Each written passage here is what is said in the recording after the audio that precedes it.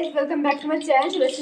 আজকে হবে চিকেন আর বাঁধাকপির রেসিপি, নিউ রেসিপি এটা। তো এখানে কিছু বাঁধাকপি ভালো করে কেটে রাখা আছে। আমি মিটটাকে ভালো করে ধুয়ে রেখেছি, ভালো করে পিস পিস করে কেটে নিয়ে হয়েছে ছোট করে। কড়াইটা গরম করতে দিয়েছি, তেলটা দিয়ে দিয়েছি, তেলটা হালকা গরম হয়ে গেলে এটা দিয়ে দেবো। তো এখানে আছে পেস্ট তৈরি করেছি, আদা রসুন পেঁয়াজ সমস্ত যেই মাংস করার সময় যে মশলাগুলো দেন সেগুলো করে দেবেন। পেস্ট এটা গরম হয়ে গেছে, এখন এর মধ্যে দিয়ে দেবো হচ্ছে 5 পেস্টটা তৈরি করেছি, পেস্টটা দিয়ে হলুদ জিরে ধনে গুঁড়ো দিয়ে দিয়েছি, ভালো করে মিক্স করবো কিছুক্ষণ।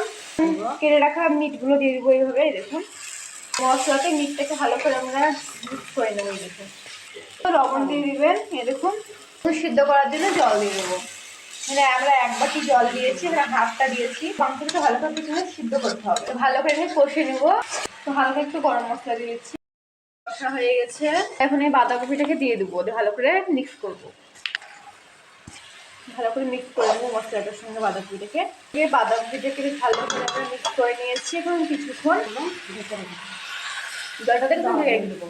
তো গাইস আমরা চলে এসেছি হচ্ছে কিনা কিছু মিনিট পর।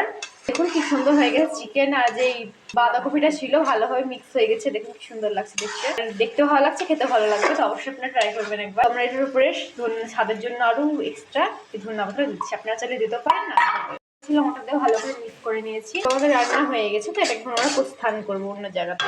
দেখুন গাইস কি সুন্দর লাগছে, আমি একটু টেস্ট করে দেখাচ্ছি। এ দেখুন, তো মাছের মাথা দিয়ে তো অনেকেও খেয়েছে, এটা মাংস দিয়েও ট্রাই করে দেখুন।